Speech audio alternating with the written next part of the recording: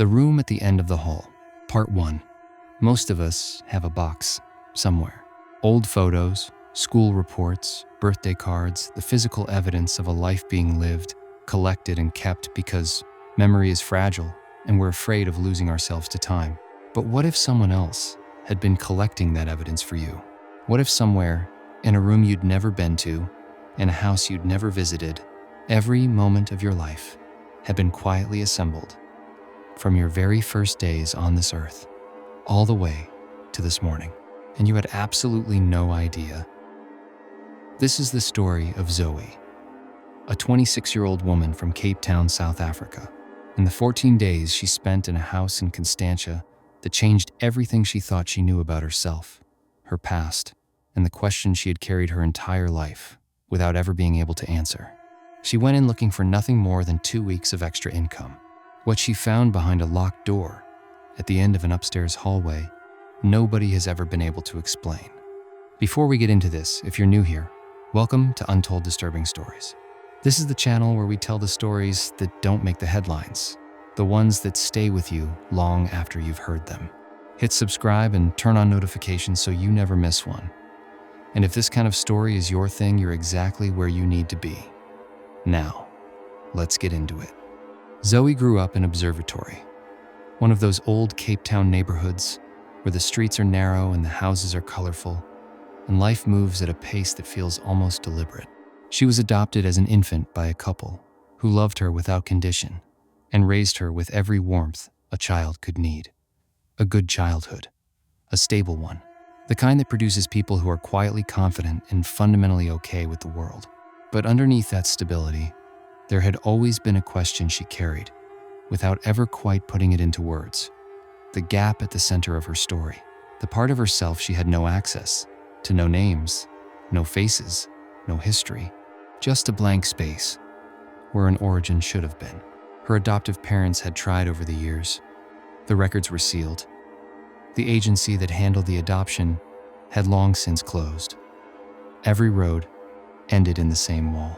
Zoe had made peace with it, or at least something that looked enough like peace that she stopped examining it too closely. She had a life, a small graphic design business, a flat she loved in Woodstock, friends who showed up when it mattered. She house-sat occasionally for extra income. Reliable, responsible, trusted by people who had given her their keys before, which is presumably how Richard and Catherine LaRue heard about her. The call came on a Tuesday afternoon in March. A man's voice, warm, well-spoken, the particular Cape Town accent that comes from old money and good schools. He introduced himself as Richard LaRue. He and his wife, Catherine, were traveling to Portugal for 2 weeks and needed someone reliable for their home in Constantia. He'd heard wonderful things about Zoe and was hoping she might be available. She asked the natural question: who had recommended her? He paused just a moment, barely noticeable, before saying it had come through a mutual acquaintance, someone who knew her work well. She pressed him gently. Which acquaintance? He said he couldn't quite place where he'd first heard her name. Cape Town was a small world, after all. She let it go, said yes, agreed on the dates, and drove out to Constantia the following Saturday to meet them and collect the keys. The LaRue home was the kind of property that makes you catch your breath when you turn into the driveway. A large double-story, set back behind old oak trees, immaculate garden, mountain views from every upstairs window. Inside, high ceilings, original wooden floors, art on the walls that looked like it cost more than Zoe's car. Richard and Catherine were exactly what the house suggested they would be. Polished, gracious, warm, in the specific way of people who have always been comfortable and have learned to put others at ease without effort. They gave her the full tour: kitchen, lounge, guest room, garden, alarm code. Where to find everything she might need. Thorough, almost unusually thorough. Every room, every cupboard, every light switch, every room except one. At the end of the upstairs hallway, there was a door. Dark wood, older than the rest of the house's fittings. A keyhole with no key. Zoe noticed it as they passed and asked about it casually. Catherine smiled and waved a hand lightly. The key had been lost years ago, she said. Storage mostly. Old things they kept meaning to go through. Nothing interesting. Just ignore it. Richard moved them along to the garden. Zoe didn't think about it again. Not for the first 4 days. The first 3 days were genuinely pleasant. She worked from the kitchen table, took long walks through the wine estates in the afternoons, slept better than she had in months in the enormous guest bed. The house had a quality she couldn't quite name, a stillness that felt less like emptiness and more like company, like being somewhere that was quietly glad you had arrived. On the 4th night, the sounds started, barely there. Movement from behind the locked door at the end of the hall. She lay in bed and told herself it was the house settling, old frames expanding in the cold. The kinds of sounds that old houses make when the night gets quiet enough to hear them. She told herself that for 2 more nights. On the 3rd night, she got up, walked down the hall, and pressed her ear to the door. Silence. She stood there for a long time, and in that silence, she felt something she couldn't explain, and has never been able to adequately describe.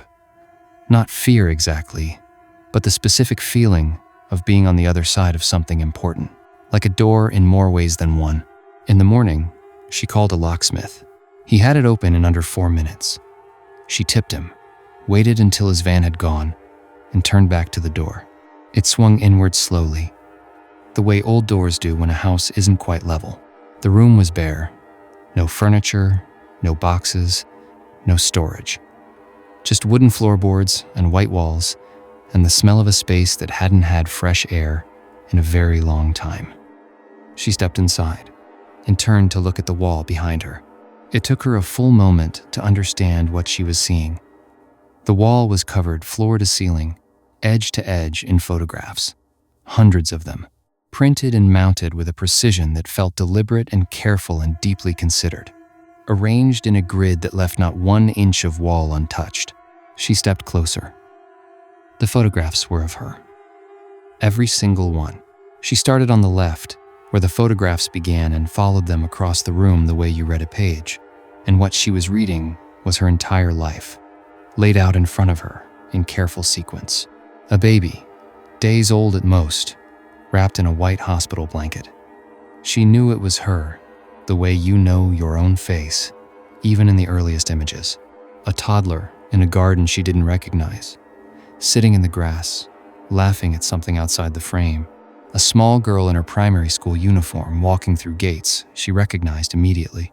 Her adoptive mother's hand visible at the very edge of the frame, cut off at the wrist, as though whoever took the photo had been careful not to include her. She kept walking. Natalie Rousseau's 8th birthday party. She could see Natalie in the background, could place the venue, could remember that afternoon.